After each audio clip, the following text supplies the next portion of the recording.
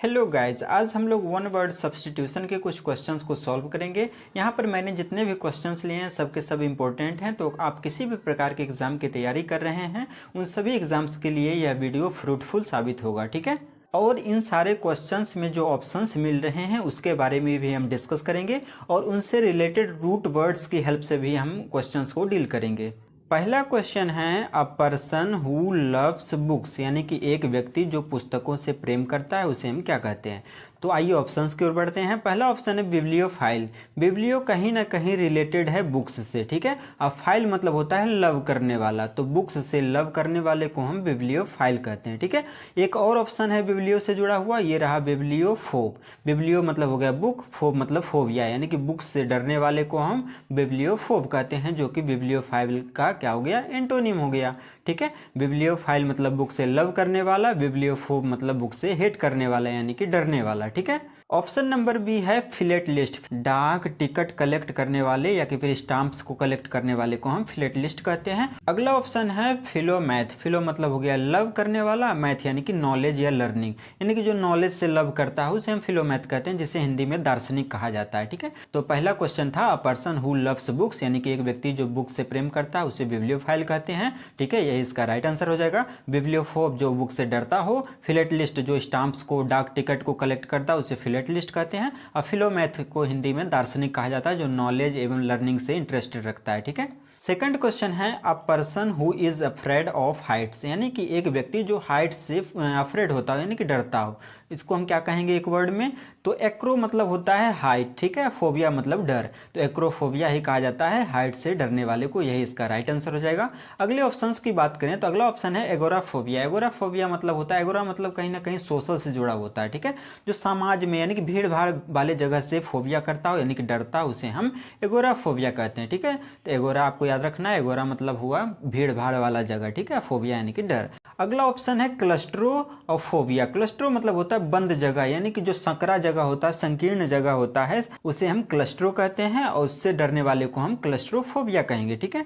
अगला ऑप्शन है hydrophobia. Hydro मतलब होता है पानी, फोबिया यानी कि डर, यानी कि जो पानी से डरता है उसे हम हाइड्रोफोबिया कहते हैं। ये कहीं ना कहीं रेबीज से जुड़ा होता है, जैसा कि हमें पता है कि कुत्ते के काटने से रेबीज होता है, उसे भी हाइड्रोफोबिया हो जाता है, ठीक है। यानी कि उसे भी पानी से डर लगने लगता है, इस वजह से उसको हाइड्रोफोबिया हो जाता है, ठीक है। तो अ person who is afraid of Heights, यानी कि हाइट से डरने वाले को हम एक्रोफोबिया कहते हैं। एक्रो मतलब हाइट, फोबिया यानी कि डर।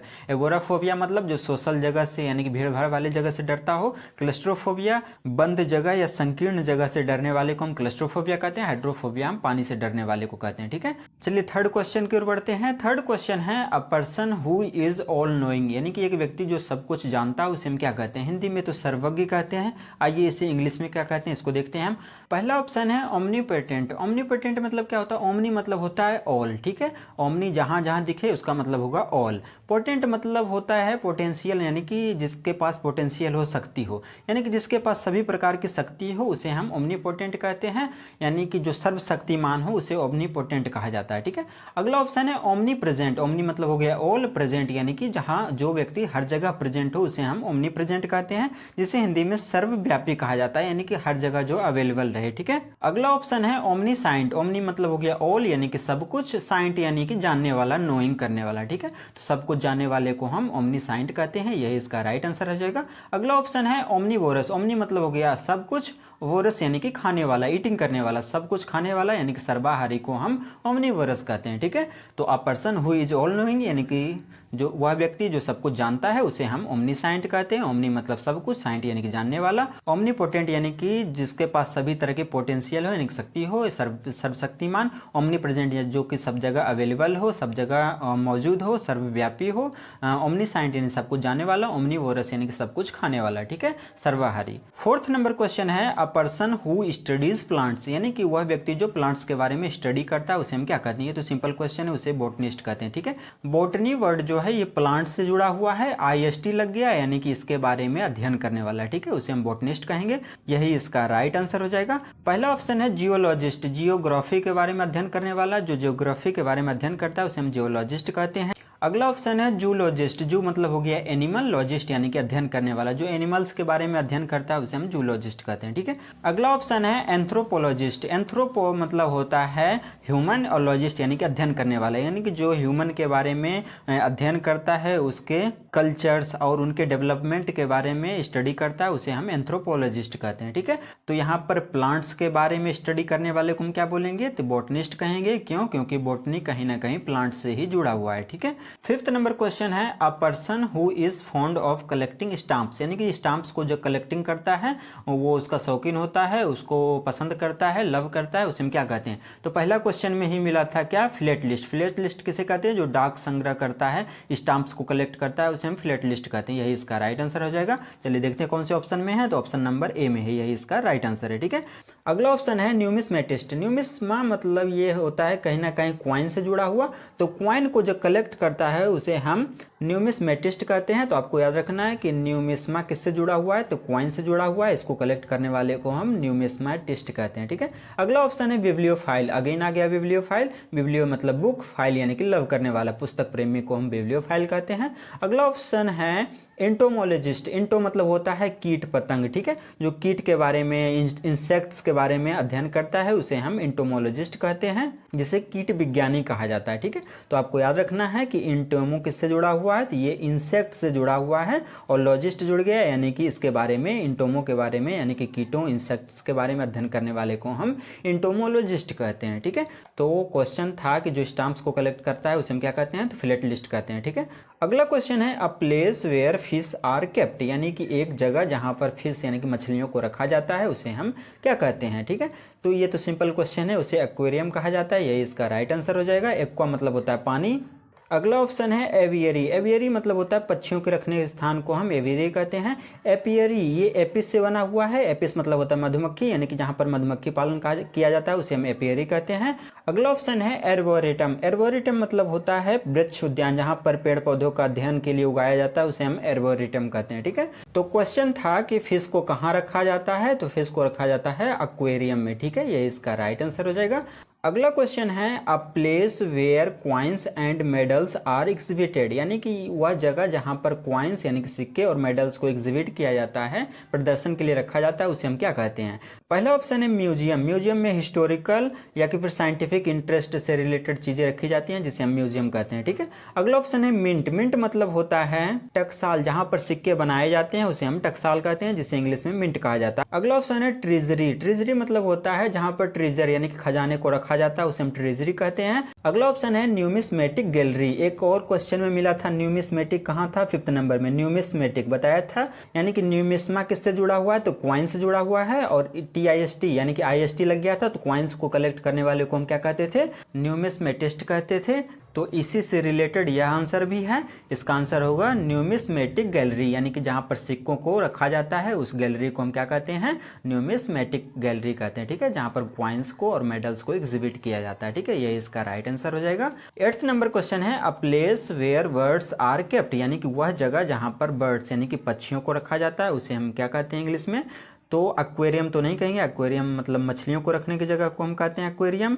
नेक्स्ट है एवियरी। एवियरी आया था कहाँ, पिछले क्वेश्चन में ही आया था, एवियरी यानी कि जहाँ पर पक्षियों को रखा जाता है, यही इसका राइट आंसर हो जाएगा। एपियरी यानी कि जहाँ पर मधुमक्खी पालन किया जाता है, मधुमक्खियों को रखा जाता है, उसे एपियरी कहते हैं।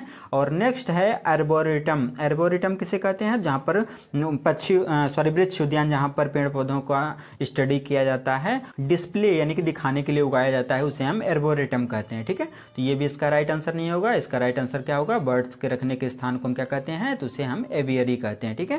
9th नंबर क्वेश्चन है a place where bees are kept, यानी कि एक जगह जहां पर बीज को रखा जाता है, यानी कि मधुमक्खियों को रखा जाता है। फिर से सेम ऑप्शंस आ गए। एपियरी। एपियरी एपिस से जुड़ा हुआ है, जिसका मतलब होता है बीज, और बीज मतलब मधुमक्खी, मधुमक्खियों के रखने की जगह को हम एपियरी कहते हैं। एवियरी यानी पक्षियों के रखने का स्थान, मछलियों के रखने का स्थान, और एर्बोरेटम मतलब जहां पर ट्रीज को कल्टीवेट किया जाता है या उगाया जाता है, डिस्प्ले करने, दिखाने के लिए, स्टडी के लिए, ठीक है। चलिए अगले क्वेश्चन की ओर बढ़ते हैं, इसका राइट आंसर हो जाएगा ए नंबर, ठीक है, एपियरी। नेक्स्ट क्वेश्चन है a place where trees are cultivated.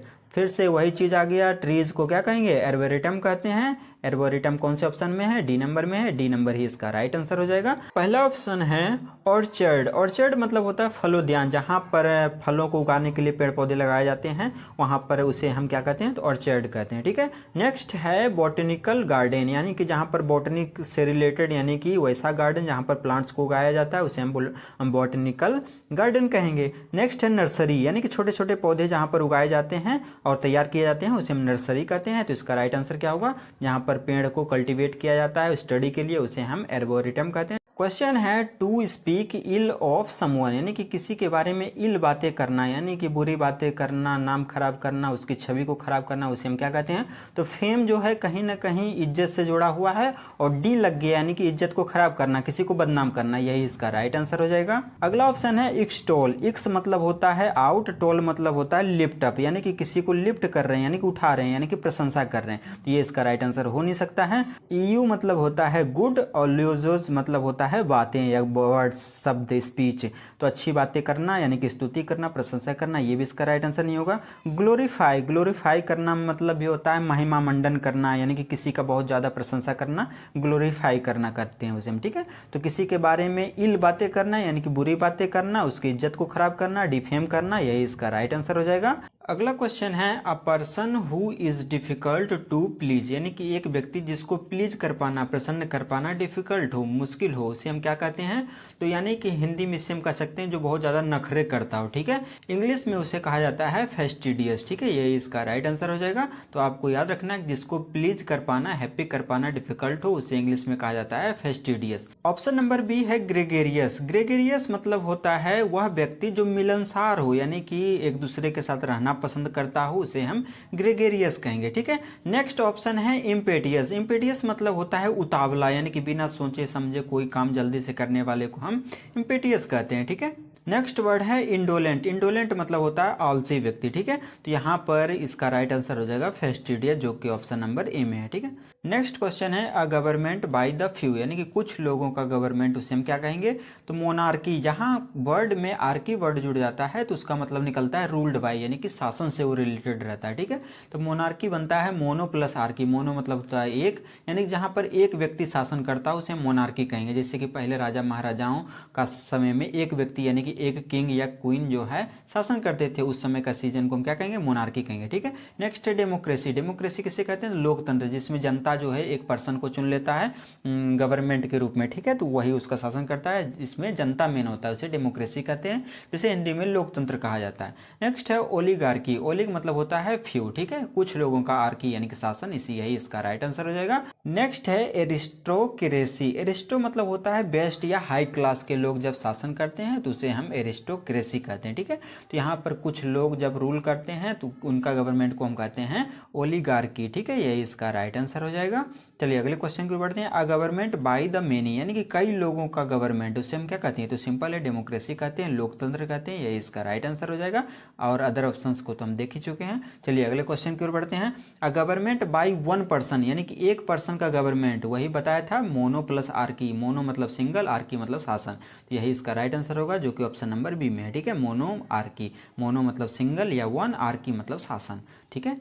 Next question है 60 number. A sudden burst of rain, यानी कि वर्षा का अचानक से बाढ़ आ जाना, बहुत तेज पानी बरसने लगना अचानक से, तो उसे हम क्या कहते हैं इंग्लिश में? उसे इंग्लिश में स्क्वेल कहा जाता है, ठीक है। आंधी तूफान के साथ अचानक से बारिश आ जाता है तो उसे हम इंग्लिश में स्क्वेल कहते हैं, ठीक है। और अदर ऑप्शंस की बात करें तो ये है शावर। शावर मतलब होता है बौछार, जिससे कि हम लोग घरों में शावर लेते हैं तो पानी का बौछार लेते हैं, ठीक है। नेक्स्ट है ड्रिजल। ड्रिजल मतलब होता है हल्का हल्की बूंदाबांदी, महीन बारिश होना, ठीक है।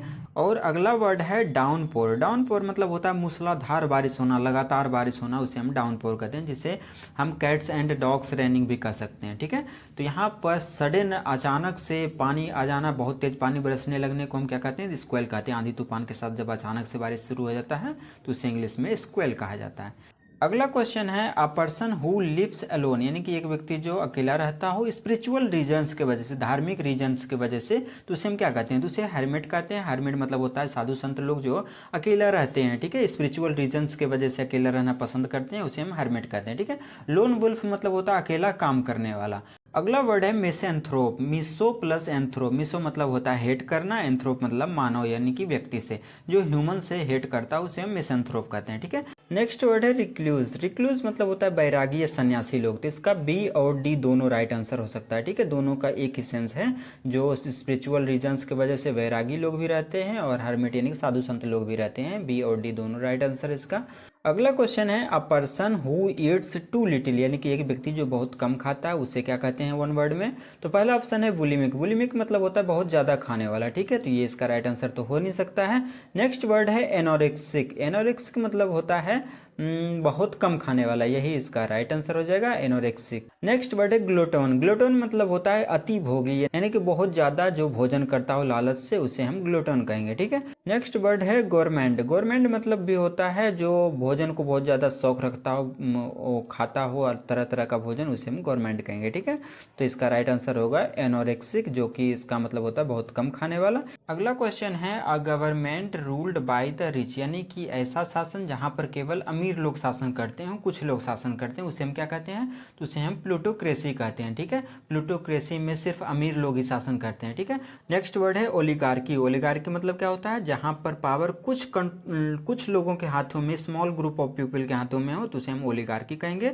नेक्स्ट वर्ड है एरिस्टोक्रेसी। एरिस्टोक्रेसी मतलब होता है जहां पर शासन जो है कुछ कुलीन यानी कि श्रेष्ठ लोग, नोबल लोगों के हाथों में हो, उसे हम एरिस्टोक्रेसी कहेंगे। और मोनार्की मतलब जहां पर एक व्यक्ति शासन कर रहा हो, तो यहाँ पर रिच लोगों के शासन को हम प्लूटोक्रेसी कहते हैं, ठीक है। यही इसका राइट आंसर हो जाएगा। 20 एंड लास्ट क्वेश्चन है। इस क्वेश्चन को जानने से पहले यदि आप हमारे चैनल पर नए हैं तो चैनल को सब्सक्राइब कर दीजिए, साथ ही साथ वीडियो को लाइक भी कर दीजिए, ठीक है। तो लास्ट क्वेश्चन है a person who is fond of collecting things, यानी कि एक व्यक्ति जो थिंग्स यानी कि चीजों को कलेक्ट करने का शौकीन हो, तो उसे हम क्या कहते हैं, तो रिच पर्सन तो नहीं कहेंगे, अमीर व्यक्ति। हॉर्डर। हॉर्डर मतलब होता है कि वह पर्सन जो थिंग्स को इकट्ठा करने का काम करता है, ठीक है। अगला वर्ड है हंक्स। हंक्स मतलब होता है लोभी, ये भी इसका राइट आंसर नहीं होगा। माइजर मतलब होता है कंजूस, ये भी राइट आंसर नहीं होगा। इसका राइट आंसर है बी नंबर, ठीक है। तब तक के लिए धन्यवाद, मिलते हैं अगले वीडियो में।